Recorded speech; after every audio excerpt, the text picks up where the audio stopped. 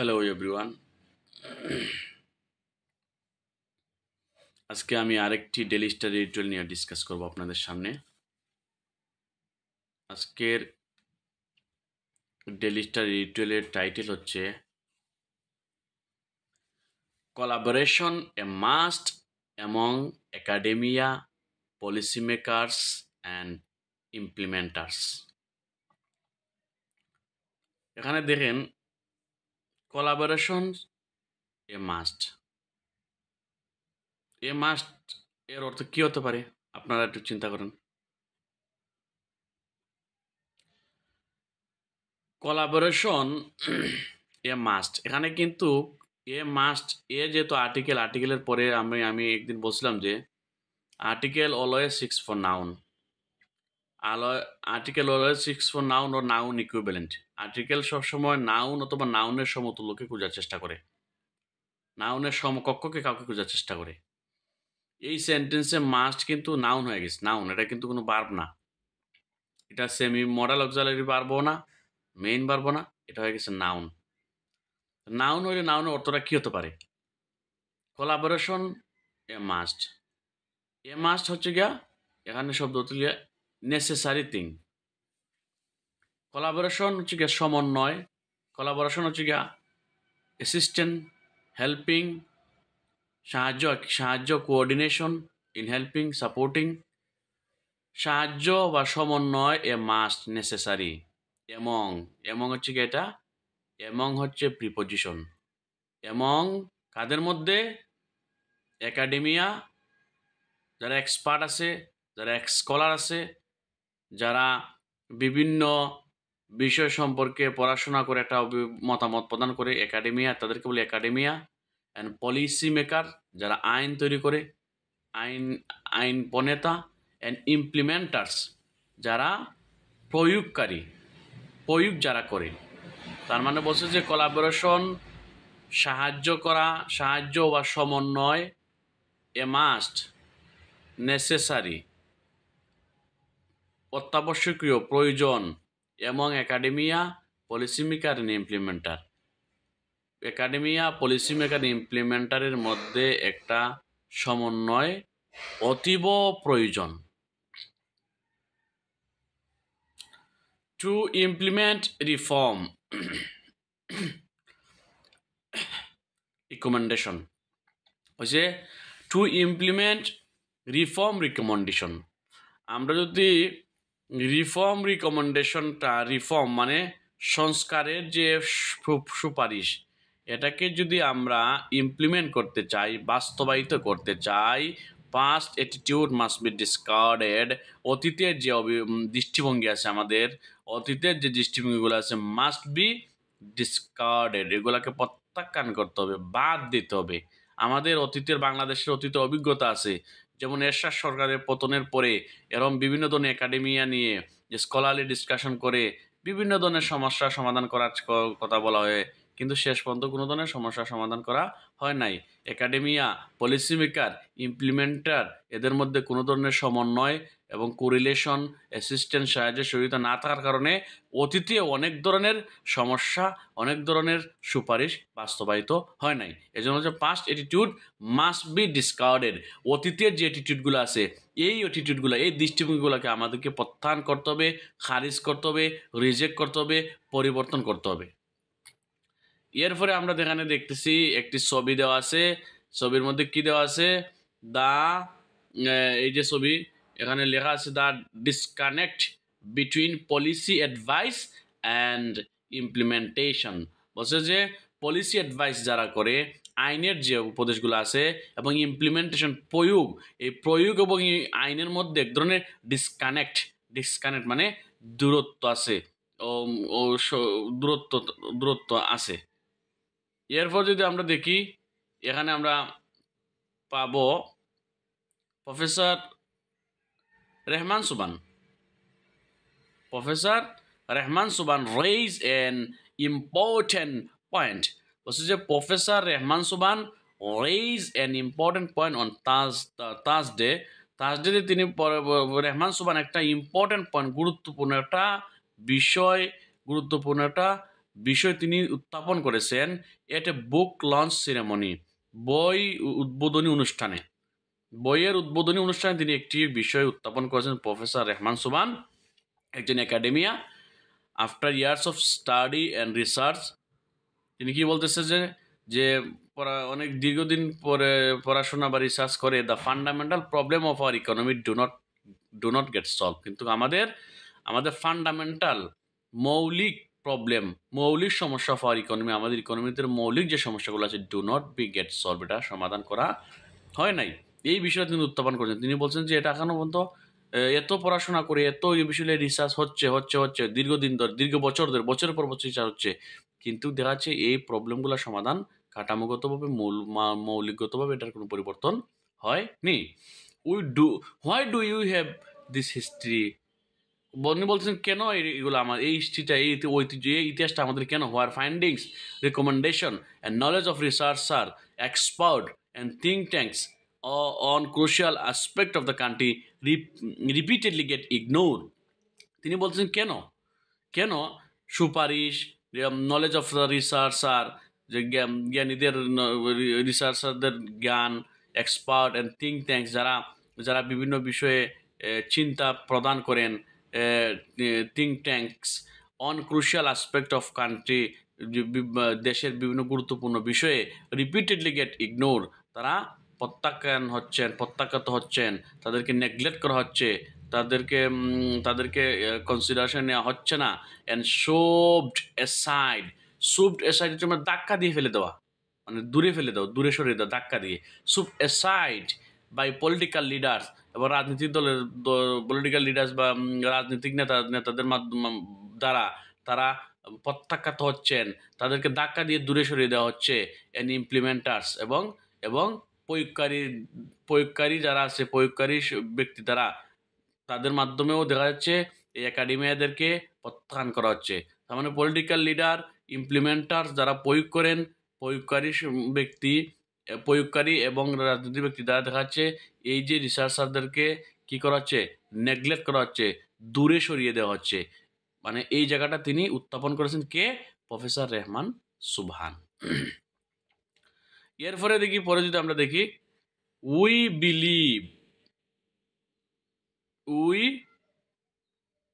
Believe, আমরা বিশ্বাস করি, আমরা কি বিশ্বাস করি?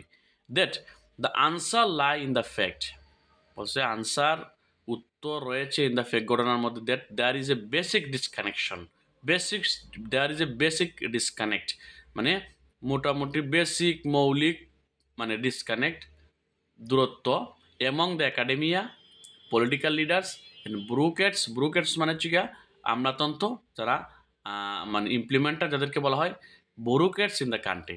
বলতেছে যে সত্যটা হচ্ছে গিয়া, মূল সত্যটা হচ্ছে গিয়া একাডেমিয়া, পলিটিক্যাল লিডার এবং ব্রুকেটস যারা আছে তাদের মধ্যে দূরত্ব আছে, তাদের মধ্যে কি নাই, সমন্বয় নাই, কোঅর্ডিনেশন নাই, lack of coordination, lack of assistance, মানে তাদের মধ্যে একটা সাহায্য সহযোগিতার সমন্বয় নাই। এরপরে যদি আমরা দেখি, numerous study have been conducted on every single social economical sector in Bangladesh. ওরা বলছে নিউমারাস স্টাডি, অনেক পড়াশোনা করা হয়েছে, হ্যাভ বিন কন্ডাক্টেড, মানে পড়াশোনা তৈরি করা হয়েছে, every single social economical sector in Bangladesh, সামাজিক এবং অর্থনৈতিক ক্ষেত্রে বাংলাদেশের পড়াশোনা হয়েছে। Yet in nearly 54 years since our independence, বলছে যে আমাদের ইন্ডিপেন্ডেন্স থেকে প্রায় 54 বছর হয়ে গেল। নো ফান্ডামেন্টাল রিফর্মস, কোনো মৌলিক কোনো পরিবর্তন, সংস্কার করা হয় নাই। নো ফান্ডামেন্টাল রিফর্মস হয় নাই, হ্যাভ বিন ক্যারিড আউট, তৈরি করা হয় নাই, based on the findings of those studies, ওই পড়াশোনার উপরে যেগুলো ফাইন্ডিংস করা হয়েছে, যে রিসার্চারগুলো যেগুলো বের করেছেন, যে পরামর্শ দিয়েছেন, যে সুপারিশ করেছেন, এই সুপারিশগুলোর উপরে কোনো ধরনের carried out based on the findings, এটার উপরে বেস করে কোনো ধরনের পরিবর্তন বা রিফর্ম, নো ফান্ডামেন্টাল রিফর্মস করা হয় নাই, কোনো সংস্কার করা হয় নাই। One glaring example of this phenomena, বলছে যে একটা একটা মানে আলোকিত একটা এক্সাম্পল দেওয়া, মানে এই বিষয়ে এই ঘটনার প্রেক্ষিতে একটা উদাহরণ দেওয়া যেতে পারে।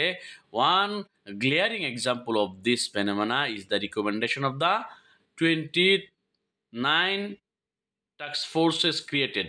বলতেছে যে যে 19টা টাস্ক ফোর্স মানে কাজের কমিটি গঠন করা হয়েছে ক্রিয়েটেড ইন 1991 1991 সালে under the leadership of the professor সুবহান। 1991 সালে মানে প্রফেসর সুবহানের নেতৃত্বে একটা 19টা টাস্ক ফোর্স গঠন করা হয়েছিল সুপারিশের জন্য। As the planning adviser in justice Shahabuddin caretaker government. বলতেছে যে তখন কি ছিল, প্ল্যানিং অ্যাডভাইসার ছিল ইন জাস্টিস শাহাবুদ্দিন কেয়ারটেকার গভর্নমেন্টের তখন ছিলেন প্রফেসর সুবহান ছিলেন প্ল্যানিং অ্যাডভাইসার মানে পরিকল্পনা উপদেষ্টা ছিলেন। কখন জাস্টিস শাহাবুদ্দিন মানে বিচারপতি শাহাবুদ্দিন, যখন শাহাবুদ্দিন সরকার কেয়ারটেকার গভর্নমেন্ট, তখন কেয়ারটেকার সরকার ছিল, তত্ত্বাবধায়ক সরকার ছিল শাহাবুদ্দিন তত্ত্বাবধায়ক সরকারের আমলে প্রফেসর সুবহান কল আপন 250 এক্সপার্ট অফ দ্য কান্ট্রি। তিনি 250 জন অভিজ্ঞ ব্যক্তিদেরকে দেশে তিনি ডাকলেন, কল আপন অর্থ ডাকা, and the form the task forces, এবং তিনি কাজের জন্য বিভিন্ন কমিটি গঠন করলেন, which ডিল্ড with topics ranging from the economy, যে কোন বিষয় নিয়ে তারা ডিল করবে, তারা কাজ করবে, রেঞ্জিং ফ্রম ইকোনমিক বিষয়, অর্থনৈতিক বিষয়, এনভায়রনমেন্ট পরিবেশগত বিষয়, and energy to the revival of the just jute industry, এবং তারা জুট ইন্ডাস্ট্রির যে শক্তিটা ফিরিয়ে আনার চেষ্টা করবে, টু রিকনস্ট্রাক্ট বাংলাদেশকে পুনর্গঠন করার জন্য after the fall of Ershad autocratic regime. এরশাদের সময় এরশাদের যে স্বৈরতান্ত্রিক যে শাসনের পতনের পরে তারা এই বিষয়টা প্রায় 250 জন এক্সপার্টকে তিনি ডেকে টাস্কফোর্স গঠন করে দিয়ে বললেন যে ওই অর্থনৈতিক এবং পরিবেশের এবং দেখা যাচ্ছে পাট ইন্ডাস্ট্রিকে কীভাবে ভালো করা যায়, কীভাবে উন্নত করা যায়, এ নিয়ে গবেষণা করার জন্য।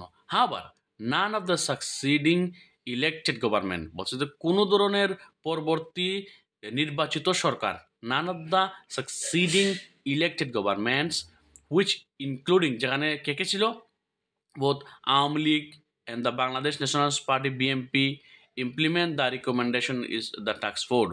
বলছে যে যারা implemented none of the succeeding elected government implemented none of the succeeding elected government implement the recommendation of the task force, তারা কেউই এই টাস্ক ফোর্সের রিকমেন্ডেশনগুলো সুপারিশগুলো বাস্তবায়িত করে নাই। The political parties inaction show how policy maker, এই পলিটিক্যাল পার্টির এই যে ইনেকশনগুলো, এই নিষ্ক্রিয়তা শোস দেখায় হাউ পলিসি মেকার, কীভাবে এটা পলিসি মেকার আইন প্রণেতারা and political leaders in our country distance themselves, নিজেকে সরিয়ে রাখা, দূরত্ব রাখা, distance themselves from research and in depth economic and social guidance provided by academia. বলছে যে তারা অর্থনীতি এবং সামাজিক ক্ষেত্রে গভীর যে পরামর্শগুলা একাডেমিয়া বা স্কলাররা যারা দেয়, এগুলা থেকে পলিটিক্যাল লিডার্সরা, পলিসি মেকাররা, আইন প্রণেতারা ডিস্টেন্স দেমসেল, তাদেরকে তারা সরিয়ে রাখে, দূরে রাখে, যার কারণে দেখা যাচ্ছে এটা বাস্তবায়িত হয় না। গ্লোবালি মানে বৈশ্বিকভাবে governments and policy maker depend on academia, expert, think tanks for policy advice on fundamental issue in a nation।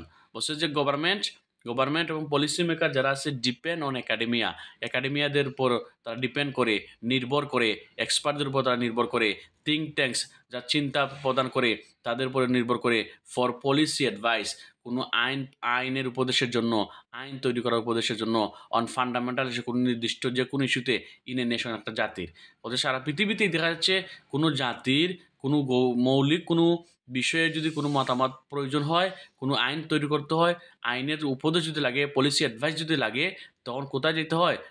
Policy মেকাররা কোথায় যায়? গভর্নমেন্টরা কোথায় যায়? একাডেমিয়া, এক্সপার্ট এবং থিঙ্ক ট্যাঙ্কের কাছে তারা যায়। হাওয়ার ইন বাংলাদেশ, কিন্তু বাংলাদেশে we have this dubious record of ignoring, or is the dubious report of ignoring and shunning proposal made by the expert and think tanks। বলছে যে আমরা দেখি যে এখানের মধ্যে প্রায় স্পষ্ট দেখা যাচ্ছে বিভিন্ন ধরনের উদাহরণ রেকর্ড আছে যে ইগনোরিং করা এবং শানিং মানে পরিত্যাগ করা proposal made by the expert and think tanks বা এক্সপার্টরা চিন্তাশীল ব্যক্তিরা স্কলাররা যে উপদেশগুলো দেয় এগুলো তাকে তারা প্রত্যাখ্যান করে শানিং করে ইগনোর করে নেগলেক্ট করার এই ইতিহাসও কিন্তু বাংলাদেশে আছে স্যাডলি দুঃখ ভারাক্রান্তভাবে বা দুঃখজনকভাবে even when political leaders acknowledge expert এমনকি অনেক সময় দেখা যাচ্ছে পলিটিক্যাল রাজনৈতিক দলের লিডাররা দেখা যাচ্ছে এক্সপার্টদের স্কলারদের অ্যাডভাইসগুলো তারা কী করে স্বীকৃতি দেয়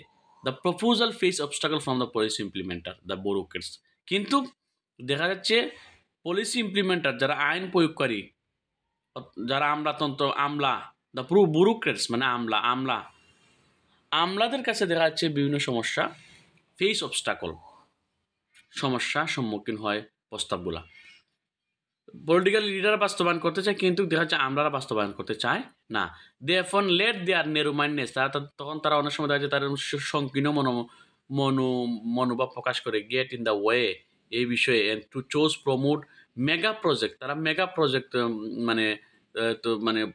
মেগা প্রজেক্টকে তারা প্রমোট করে উন্নতি সাধন করে অ্যান্ড এলোকেট এবং তারা বরাদ্দ দেয় রিসোর্সেস টু প্রোগ্রাম সেই সব প্রোগ্রামে দ্যাট আর অফেন আননেসেসারি যেটা অপ্রয়োজনীয় যেগুলো আছে ওগুলোতে তারা কী দেয় মানে তারা এলোকেট করে তারা বরাদ্দ দেয় ও রিকোয়ার হিউজ ইনভেস্টমেন্ট যেখানে বেশি টাকা প্রয়োজন বেশি ইনভেস্টমেন্ট প্রয়োজন সেগুলাতে মেগা প্রজেক্টগুলোতে তারা তাদের মতো কী কয় বরাদ্দ দেয় বা এগুলোকে উন্নত সাধন করে সাস ব্যুরোক্রেটিক প্রিফারেন্সেস এই যে আমলাতান্ত্রিক স্বজনপ্রীতি আমলাতান্ত্রিক যে আমলাতন্ত্রের যে সুবিধা have created the path for unbridled corruption এটা দেখা যাচ্ছে দিনকে দিন একটা মানে করাপশনের দুর্নীতির রাস্তাটাকে তৈরি করে ইন দ্য পাস্ট অতীতে তৈরি করছে serving the interest of the select few in the process এবং যার কারণে কিছু মানুষ এখানে লাভবান হইতো যে তারা ইচ্ছা মতো তারা তাদের মতো বিভিন্ন ধরনের মানে এলোকেশন করতো বিভিন্ন বরাদ্দ দিত আর যার কারণে বিভিন্ন করাপশন তৈরি হয়েছে এবং হওয়ার অতীতে এই উদাহরণগুলো আমরা দেখছি এবং এইসব কারণে দেখা যাচ্ছে কিছু পার্টিকুলার গ্রুপ অফ পিপুল তারা কি হয়েছে লাভবান হয়েছে now that we are looking at reforms again এখন আমরাও চাচ্ছি এট রিফর্মস এগেন আবার সংস্কারের নিয়ে আলোচনা চলছে we must ask our self সুতরাং আমাদের উচিত প্রথম আমাদেরকে জিজ্ঞাসা করতে হবে কি whether we want to take lesson from our past আমরা কি আমাদের অতীত থেকে শিক্ষা নেব অতীতের যে কাহিনীগুলো ঘটে গেছে অতীতে তো কোনো কিছু বাস্তবায়িত হয় নাই crucial recommendation submitted by world reform commission বলছে যে ক্রুশিয়াল রিকমেন্ডেশন মানে অতীব গুরুত্বপূর্ণ সুপারিশগুলো প্রদান করা হয়েছে by the all reform commission সব ধরনের সুপারিশ কমিশন ফর্ম যেটা গঠন করেছে সুপারিশ কমিশনগুলো গঠন করেছে কীভাবে under the interim government led by the professor Mohammad Yunus হচ্ছে অন্তর্বর্তীকালীন সরকার প্রফেসর ইউনুসের নেতৃত্বে অন্তর্বর্তীকালীন সরকারের মাধ্যমে যে রিফর্ম কমিশনগুলা গঠন করা হয়েছে তাদের গুরুত্বপূর্ণ উপদেশগুলা পরামর্শগুলা রিকমেন্ডেশনগুলা সাবমিট করা হয়েছে প্রদান করা হয়েছে উইল ফেস দ্য সেম ফেট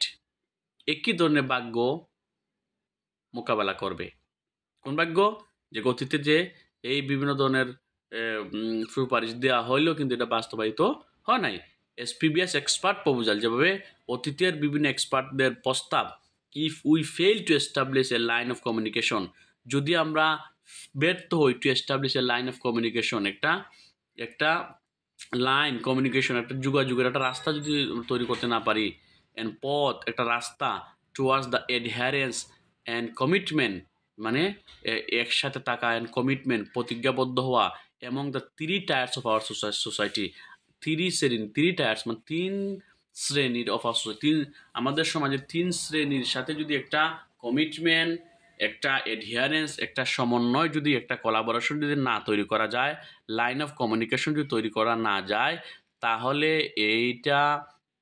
এই যে সুপারিশগুলা উইল ফেস দ্য সেম ফেট মানে এই সুপারিশগুলো বাস্তবায়িত হবে না যেমন এই 3 টায়ার্স অফ সোসাইটি কারা academia policy maker and policy implementer এই 3টির মধ্যে একটা কোলাবোরেশন আনতে হবে।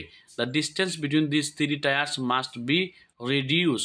বলছে যে এই 3টি টায়ার্সের মধ্যে ডিস্টেন্স, তাদের দূরত্বকে মাস্ট বি রিডিউস, কমিয়ে আনতে হবে টু সলভ দ্য প্রবলেম, এই প্রবলেমকে সমাধান করতে। That have effect our society, যেটা আমাদের সমাজের প্রতি প্রভাব ফেলাচ্ছে, ইকোনমির প্রতিও প্রভাব ফেলাচ্ছে। ফর লাস্ট 5 ডেকেডস, প্রায় 5 দশক ধরে, 5 দশক ধরে দেখাচ্ছি এই যে সমন্বয়হীনতা, এই যে কোলাবোরেশনের অভাব, এই